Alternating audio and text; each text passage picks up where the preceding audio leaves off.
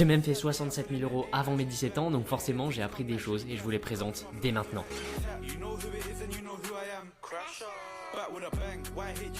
Et la toute première chose que j'ai apprise et qui fait littéralement toute la différence pour mon business, pour le business des personnes qu'on accompagne, c'est d'avoir une offre parfaite. Parce qu'aujourd'hui, si tu es vraiment bon, comme je l'ai mis, tu pourras vendre ton service à tout prix. Pour ça, j'ai pris l'exemple d'Apple parce que pour moi, il n'y a pas mieux qu'Apple pour illustrer ça. Vous avez la possibilité d'aller chez des concurrents chinois, que ce soit Xiaomi, que ce soit Huawei, pour acheter vos ordinateurs ou je ne sais quoi.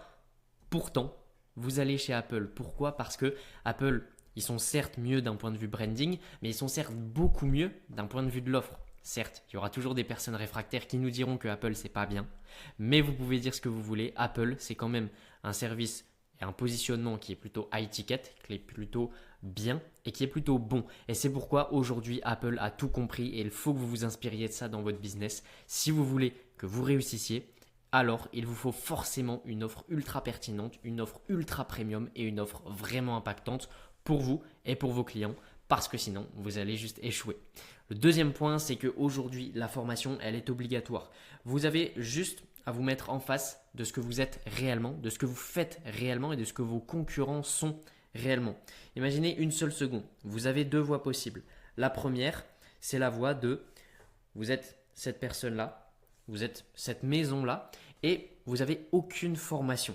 Vous voulez atteindre cette destination-là et pour ça, vous avez le choix entre autant de chemins possibles. Forcément, si vous les testez un à un, celui-ci va être long, mais ça va pas être le bon. Celui-ci va être long, mais ça va pas être le bon. Celui-ci va être long, mais ça va pas être le bon, etc., etc. Maintenant, vous êtes toujours cette maison-là et vous devez aller au même chemin, même distance, même difficulté. Pourtant, vous êtes formé. Ce qui fait que vous allez avoir encore tous ces chemins-là, mais vous allez savoir que pour vous, le meilleur chemin et le chemin à suivre, c'est celui-ci.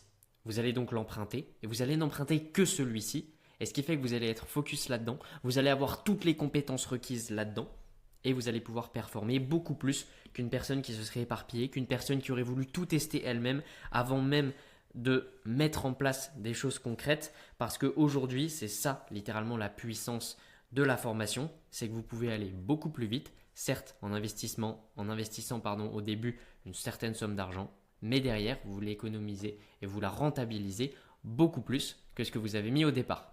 Troisième point, c'est que le marketing, c'est 50% de votre business. Je vous ai mis pour vous illustrer ça une petite vidéo que j'aime bien, une vidéo d'une Porsche. Et imaginez une seule seconde qu'à la place de cette Porsche qui doit valoir dans les 700-800 000 euros, vous ayez une Twingo. La valeur serait la même.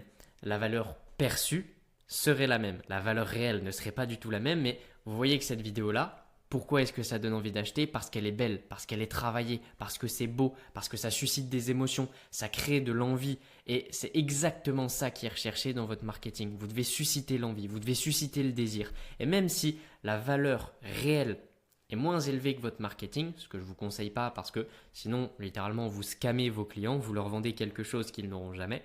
Donc, même si, dans l'hypothèse que ce soit le cas, la valeur perçue est ultra importante. Et cette valeur perçue, on l'augmente comment? On l'augmente avec le marketing. Et ça, je l'ai compris et ça a fait toute la différence pour moi. Quatrième point, et je sais que ça va en faire susciter plus d'un, ton activité, ça doit être ta passion. Parce que aujourd'hui, on peut me dire ce qu'on veut, mais Steve Jobs, Elon Musk, Zuckerberg, peu importe qui est-ce que vous prenez, il était passionné par ce qu'il faisait ou il l'est encore. Elon Musk, il est passionné par ce qu'il fait, littéralement. C'est l'homme le plus riche du monde, mais il continue de le faire. C'est pas parce qu'il est discipliné, c'est pas parce qu'il veut dépasser, il peut même plus dépasser. C'est juste ça, en fait. Il faut que vous vous mettiez en face des choses. C'est que si vous voulez devenir comme eux, si vous voulez devenir comme ces trois personnes-là que j'imagine que vous connaissez, vous devez faire comme eux. Et la première chose pour ça, c'est que votre travail, ça ne doit pas être un travail. Ça doit être votre passion. Et travailler sur ce qui vous passionne, travailler sur ce que vous aimez. Si on prend la courbe de la passion, ça va faire quelque chose comme ça. Et ensuite, ça va continuer petit à petit. Si vous travaillez sur la discipline, ça va faire quelque chose de comme ça. Et certes, on monte, mais on monte beaucoup moins vite. Si vous aimez et si vous êtes passionné par ce que vous faites, vous allez monter très vite, ici. Et ensuite, il va falloir maintenir ça, ici. Et ça, c'est potentiellement grâce à la discipline, certes, mais c'est également grâce à la passion. Parce que si vous n'aviez pas eu cette passion du début, si vous n'aviez pas cette passion constante, vous n'arriviez pas à maintenir ce niveau d'efficacité et ce qui fait que vous rechuteriez comme ça. Donc c'est extrêmement important d'être passionné par ce qu'on fait. La discipline, c'est également important.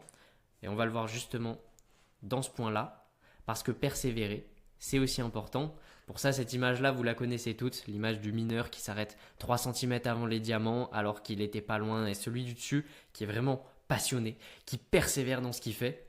Et les diamants, il va littéralement aller les chercher puisqu'il ne va pas s'arrêter. Je vous ai mis justement ici 4 schémas possibles que vous pouvez répéter dans votre business et vous allez voir toute la différence. On va commencer par le dernier, discipline plus abandon. C'est littéralement le pire point. Parce que la discipline, ça vous fait gagner beaucoup d'efforts, beaucoup de résultats sur du long terme. Mais l'abandon, ça coupe tous les résultats. Donc là, en termes de résultats, on est à 0 sur 100. Vous ne pouvez pas avoir de résultats si vous êtes discipliné et que vous abandonnez. Or, c'est le cas de la majorité des entrepreneurs aujourd'hui. Deuxième point, c'est que la passion plus l'abandon. Là, on est déjà un petit peu plus parce que la passion, si on reprend la slide qu'on a mis juste avant, vous voyez qu'on monte très très vite. Donc là, on va être passionné et ici, on va descendre. Maintenant, on va quand même avoir un minimum de résultats. On est sur du 20 sur 100. C'est toujours très peu et ça ne nous permet pas d'avoir nos résultats. Au contraire, on peut s'arrêter juste avant. Donc, extrêmement important d'avoir une discipline et de persévérer. Ça, on est déjà sur quelque chose de beaucoup plus impactant. Discipline, persévérer. Et là, on va aller plus loin. Parce qu'on va aller plus loin, certes, sur du plus long terme, mais on va aller très loin. Donc là, on est sur du 80 sur 100. Parce que, encore une fois, il y a ce facteur temps. Et devenir milliardaire, c'est super simple. Si vous avez 10 000, 100 000 années pour devenir milliardaire, je pense qu'on est tous capables de le faire. Maintenant, ce qui est vraiment fort, c'est devenir milliardaire en 40, 50 ans. Et c'est ça les vraies prouesses. Et pour arriver à ça, justement, c'est le facteur passion qui rentre en compte parce que vous allez aller très très vite et vous allez persévérer sur le long terme, ce qui fait que vous allez avoir 100% de résultats et vous allez littéralement tout casser comparé à vos concurrents. Ensuite, un point qui a littéralement tout changé pour nos clients, c'est qu'il faut déléguer uniquement ce que vous avez testé. On a fait l'erreur de notre côté de déléguer des choses pour nos clients, c'est-à-dire de mettre en place des setters pour eux alors qu'ils ne connaissaient même pas ce milieu-là, ils n'avaient jamais entendu le mot et forcément ce qui est arrivé est arrivé.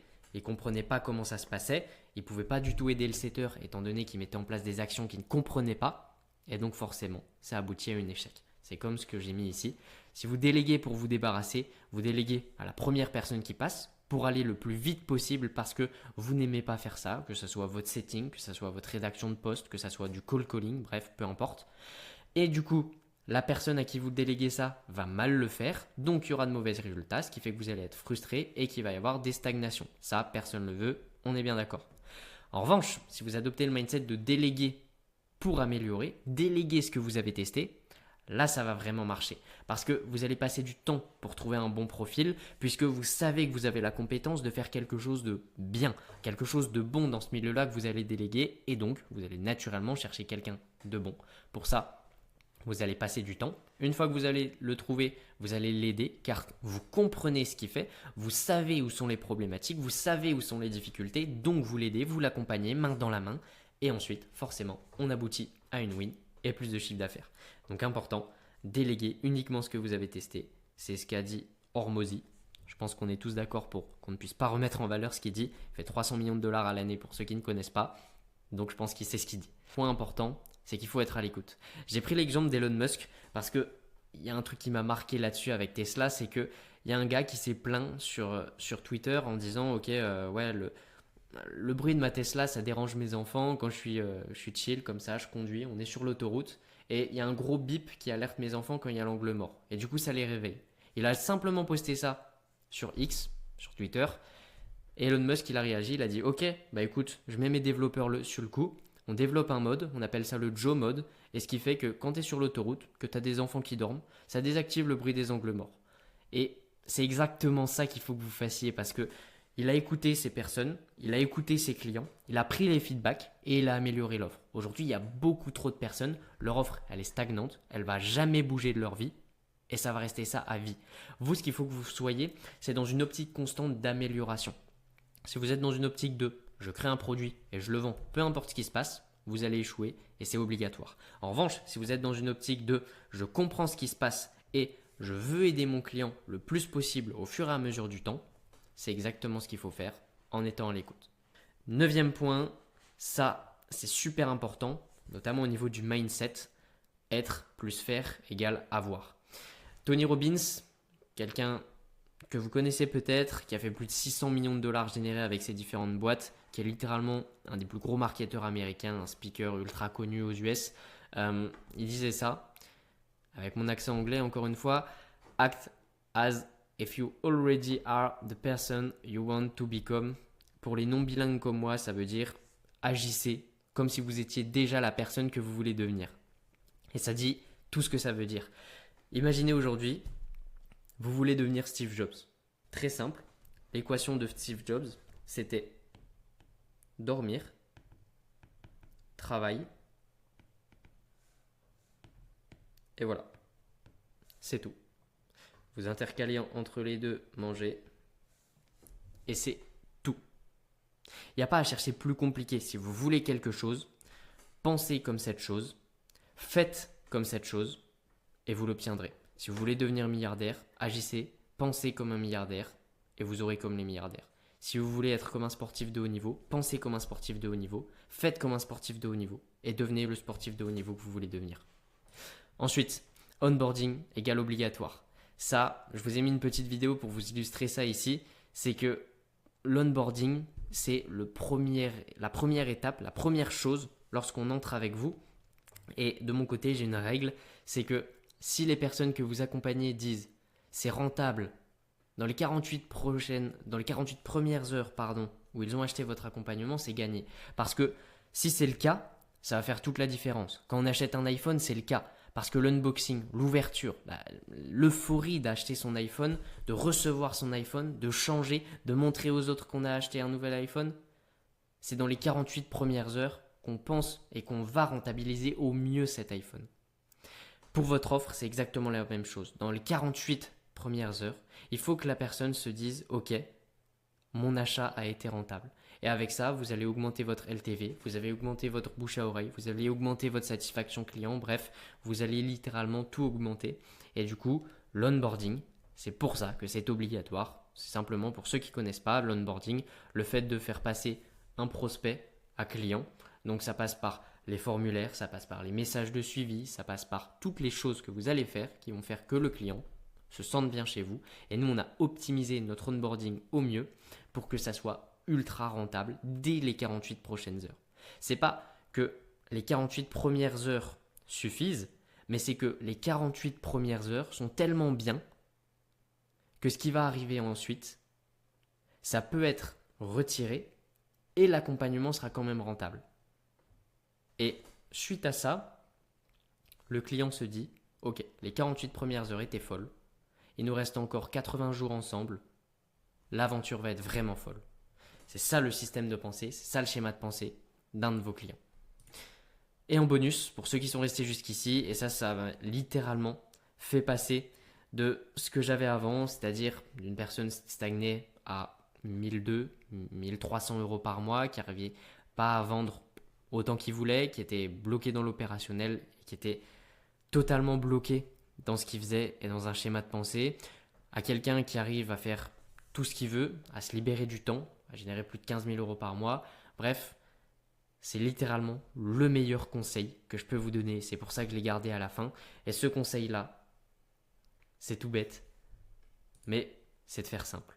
Parce qu'aujourd'hui, des systèmes d'acquisition complexes où vous faites de l'ADS, des webinaires, du marketing, de l'outreach, du Insta, du LinkedIn, de l'emailing, c'est bien quand vous êtes à 50, 60, 70 000 euros par mois. Quand vous débutez, quand vous êtes en dessous des 5, des 10 000 euros par mois, même des 15 000 euros par mois, étant donné que c'est notre stratégie et c'est nos résultats, LinkedIn plus du cold call, ça suffit largement. Et pour vous prouver ça, j'ai rien d'autre de mieux que ma situation. On est actuellement 4 dans notre agence. On fait ça depuis 2 ans et on n'a jamais été en manque de clients. Et je sais que ça peut être frustrant de se dire je vais me limiter à ça, mais c'est littéralement la chose qui va faire le plus de réussite pour votre business. Et si vous souhaitez comprendre exactement comment est-ce que vous pouvez appliquer ça, si vous souhaitez comprendre exactement quelles sont les étapes par lesquelles vous devez passer pour obtenir les résultats qu'on a pu générer ou que nos clients peuvent générer, c'est-à-dire trouver une trentaine de rendez-vous qualifiés par mois avec LinkedIn, trouver des prospects en plus grâce à la création de contenu, etc., etc. Je vous invite directement à réserver un appel, c'est le premier lien dans la description et on pourra discuter ça tous les deux. L'objectif, c'est simplement de prendre connaissance de votre situation, voir si on peut vous aider, comment est-ce qu'on peut vous aider et si jamais vous correspondez au type de client qu'on peut accompagner, pourquoi pas vous proposer de collaborer avec nous. De notre côté, on est ultra sélectif sur nos clients, on n'accompagne que 5 clients par mois. Donc le but de cette session, c'est vraiment de voir avec vous si on peut vous aider et si c'est le cas, il n'y aura aucun souci à ce qu'on puisse avancer ensemble. Sur ce, je vous souhaite une bonne continuation, appliquez ce qu'on a dit, réservez votre appel et on se dit à la prochaine. Ciao.